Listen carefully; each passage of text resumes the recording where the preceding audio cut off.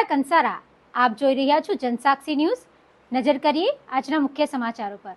ચંખવાવ ગ્રામ પંચાયત મુકામે ટીબી મુક્ત ભારત અભિયાન અંતર્ગત જિલ્લા ક્ષય કેન્દ્ર સુરત તથા ડીટીઓ ડોક્ટર દિનેશ વસાવા અને ટીએચઓ ડોક્ટર સમીર ચૌધરીના માર્ગદર્શન હેઠળ દીપક ફાઉન્ડેશનના સહયોગથી તાલુકા માંગરોળના પીએચસી લવેટ અંતર્ગત સીએચસી ચંખવાવ ખાતે ટીબી નિદાન કેમ્પનું આયોજન કરવામાં આવ્યું હતું, જેમાં ચેસ્ટ એક્સરે, સીબીસી અને આઈ ચેકઅપ જેવી મફત સેવાઓ પૂરી પાડવામાં આવી હતી।